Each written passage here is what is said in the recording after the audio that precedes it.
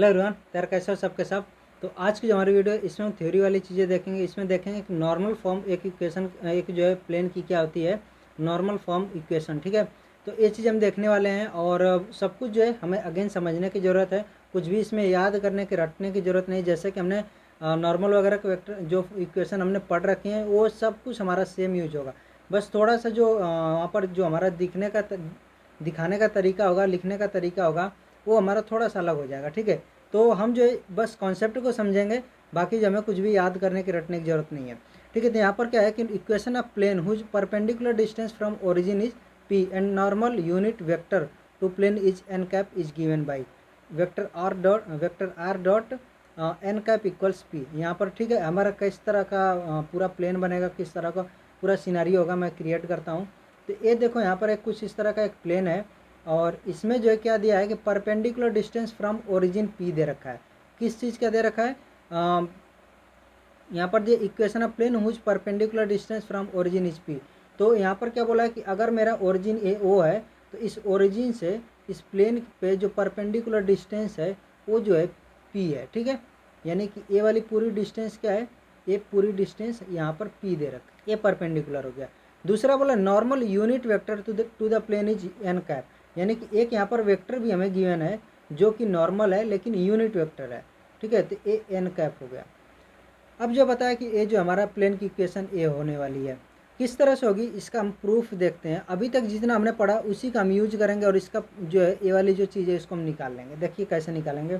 किसी भी हमें इक्वेशन को, प्लेन की इक्वेशन को फाइंड आउट करने के लिए कौन सा क्या क्या चीज़ें चाहिए होती हैं कि एक पॉइंट से पास हो और एक नॉर्मल वेक्टर मिल जाए। यानी कि हमारी जो इक्वेशन थी ये थी vector are dot vector N equals vector A dot vector N, ये थी हमारी इक्वेशन। अब यहाँ पर जो है हमें दे रखा है कि ये जो वेक्टर है ये यूनिट वेक्टर है। ठीक है, लेकिन हमें क्या पता है, हमें यहाँ पर चाहिए कि एक वेक्टर एन चाहिए। हमें इससे कोई मतलब नहीं यूनिट वेक्टर दिया है कि कौन सा वेक्टर दिया, हमें बस ये मतलब होता है कि एक वेक्टर हो परपेंडिकुलर में प्लेन के। ठीक है, जिससे कि हम डॉट प्रोडक्ट निकाल सकें। तो हमें जो है यहाँ पर ये चीज़ मिल गया। हमें क्या चाहिए, एक पॉइंट चाहिए इस प्लेन पर। इस प्लेन पर हमें पॉइंट निकालने के लिए एक यही जरिया है कि यहाँ से जो है यहाँ तक डिस्टेंस हमें पी दे रखी है। ठीक है, यहाँ से यहाँ तक की डिस्टेंस हमें पी दे रखी है, तो इसका हमें मिल जाएगा, एक पॉइंट हमें मिल जाएगा। कैसे मिलेगा, देखो ये जो हमारी जो डिस्टेंस है पी डिस्टेंस है और ये जो वेक्टर है, ठीक है, यूनिट वेक्टर है। यानी कि अभी हमने जो पिछले लेक्चर में कुछ क्वेश्चंस को किए थे, लास्ट 2 क्वेश्चन, उनको आप अगर गौर से देखोगे तो कहीं ना कहीं सिमिलर सा मिलेगा। किस तरह से मिलेगा कि ये जो हमारा वेक्टर आएगा, मान लेते हैं मैं इसको ओपी वेक्टर, तो ओपी वेक्टर मेरा जो रहेगा क्या रहेगा, मॉड आर यहाँ पर, और जो L I cap plus M J cap plus N K cap होता है, ये क्या होता है, ये यूनिट वेक्टर होता है। ठीक है, अब हम क्या करेंगे, हमें मिल गया कि ठीक है ओपी वेक्टर की लेंथ हमें पता है, यानी कि जो मॉड आर है ये चीज़ पता है पी है, और क्या है ये मल्टीप्लाइड किससे है, यूनिट वेक्टर से, तो यूनिट वेक्टर है एन कैप। अब देखो एक चीज़ ध्यान रखना कि ये जो यूनिट वेक्टर ना, क्यों हम इसको ले रहे हैं, क्योंकि ये जो है ना ये एक दूसरे के पैरेलल में है। क्यों पैरेलल में है, क्योंकि दोनों जो इस पर परपेंडिकुलर है। तो जब पैरेलल में है तो इसका जो यूनिट वेक्टर है, यानी कि ये जो डायरेक्शन होगी, अब देखो यूनिट वेक्टर लेने का मतलब सिर्फ यही होता है कि आप उससे किसी भी वेक्टर का मैग्नीट्यूड नहीं चेंज कर सकते हो, क्योंकि उसकी जो मैग्नीट्यूड 1 है। ठीक है, तो आप कहीं भी यूनिट वेक्टर को मल्टीप्लाई करोगे तो उससे जो है मैग्नीट्यूड नहीं चेंज होगा। लेकिन हम क्या कर सकते हैं, डायरेक्शन को चेंज कर सकते हैं, क्योंकि ये जो है इसके पास डायरेक्शन भी है और ये डायरेक्शन जो है क्या करेगी, चेंज कर देगी। तो ये जो भी डायरेक्शन है यहाँ पर सेम डायरेक्शन इस वाले की भी होगी ओपी वेक्टर की, तो इसीलिए जो हमारा यूनिट वेक्टर है इसका हमने इसमें मल्टीप्लाई कर दिया, तो हमें मिल गया ओपी वेक्टर। ये क्या आ जाएगा, ओपी वेक्टर हमारा आ गया पी इंटू एन कैप हो गया। ठीक है, अब हम क्या कर सकते हैं कि ओपी वेक्टर यानी कि ये जो पॉइंट हमारा है ये क्या हो सकता है, पी इंटू एन कैप हो जाएगा। कैसे हो जाएगा, जैसे देखो कि हमने क्या देखा था कि अगर मेरे पास ये जो कोऑर्डिनेट एक्सिस है, एक्स हो गया, वाई हो गया, जेड हो गया, और ये मेरा पॉइंट है ओ, और यहाँ से मैं एक पॉइंट लेता हूँ यहाँ पर पी और इसको लिखता हूँ एक्स वाई जेड। ठीक है, तो अगर मैं ओ पी लिखूँगा तो क्या आएगा, एक्स आई कैप प्लस वाई जे कैप प्लस जेड के कैप आएगा। ठीक है, अगर मेरे को पी का कोऑर्डिनेट लिखना होगा तो बस एक्स वाई जेड हो जाएगा। तो सेम चीज़ है, अगर मेरे को पूरा वेक्टर मिल गया, क्योंकि ये ओरिजिन से होकर के जा रहा है, ठीक है। जब भी आपको ओरिजिन से मिलेगा तो आपका जो ये वेक्टर होगा उसमें से एक्स वाई जेड निकालोगे तो वो जो कोऑर्डिनेट आपको पी का मिल जाएगा। तो सेम काम हमने यहाँ पर किया, हमें पी का कोऑर्डिनेट चाहिए तो हम क्या करेंगे, पी का कोऑर्डिनेट हो जाएगा पी इंटू एन कैप हो जाएगा, ठीक है। अब हम क्या करेंगे, इसमें और इसमें रख देंगे। पी का मतलब हो गया ए हमारा हो गया, ठीक है, वेक्टर ए हो गया। और एन जो है एन वेक्टर एन का मतलब एन कैप है, जो भी हमारा ए है यहाँ पर है। तो हम इसमें वैल्यूज को पुट करेंगे तो हमारा क्या आ जाएगा, वेक्टर आर डॉट में N cap equals P dot P into N cap, और इसमें डॉट प्रोडक्ट है एन कैप का, ठीक है। ए वेक्टर एन का मतलब एन कैप है यहाँ पर, ठीक है। ये तो हमने फार्मूला अपने रेफरेंस के लिए लिखा है कि पिछले जो हमने जहाँ पर एसपी फॉर्म पढ़ा था वहाँ पर ये वाला मैंने फार्मूला देखा था, तो सेम फार्मूले को हम यूज कर रहे हैं।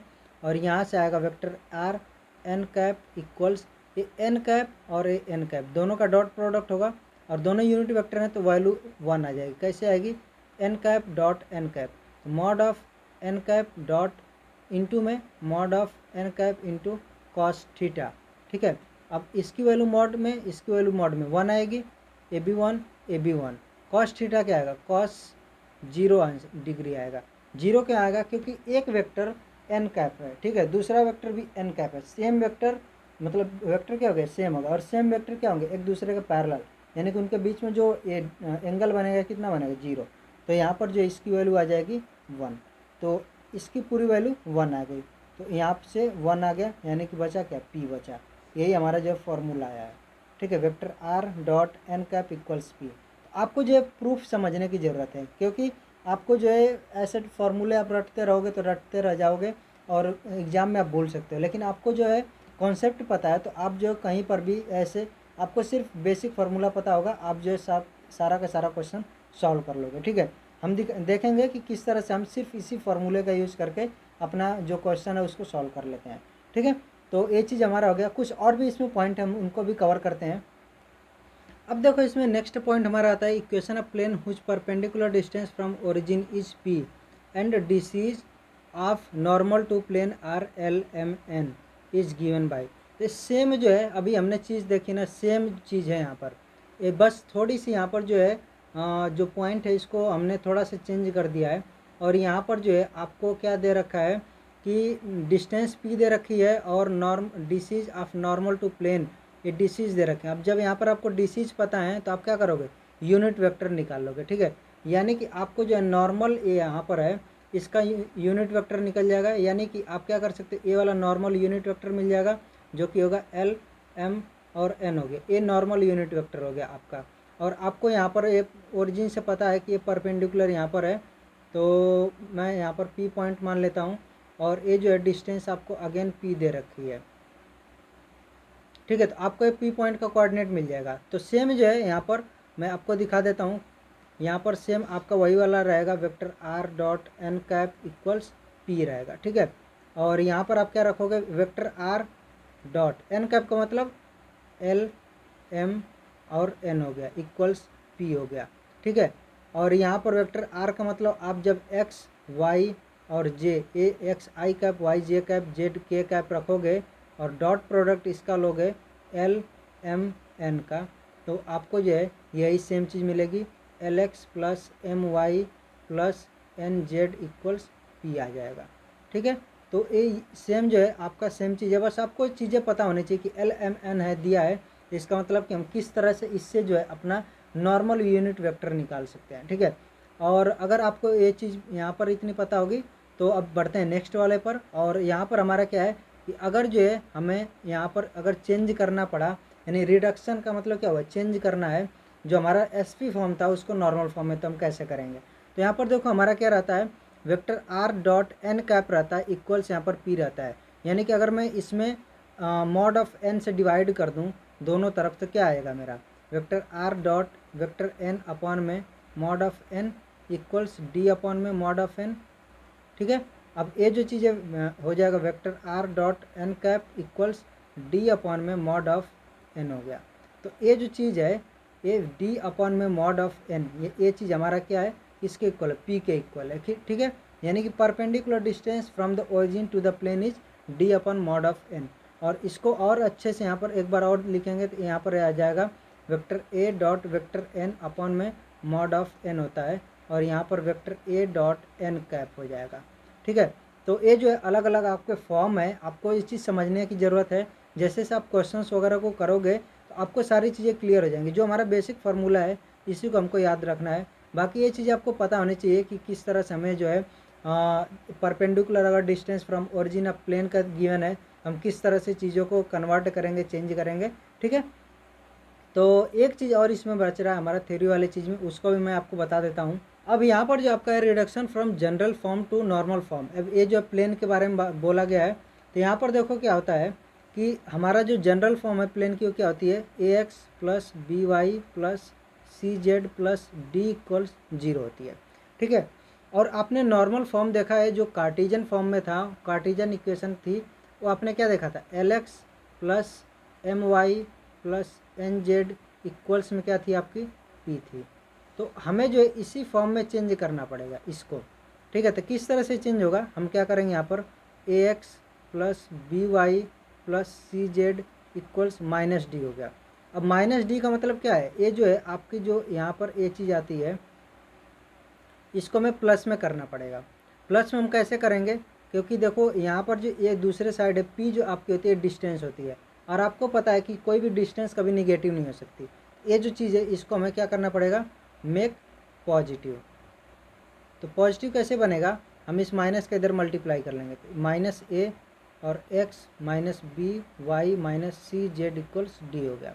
अब आपको पता है कि ए बी सी क्या होते हैं, ए बी सी हमारे जो हैं डी आर्स हैं, किसके, नॉर्मल के।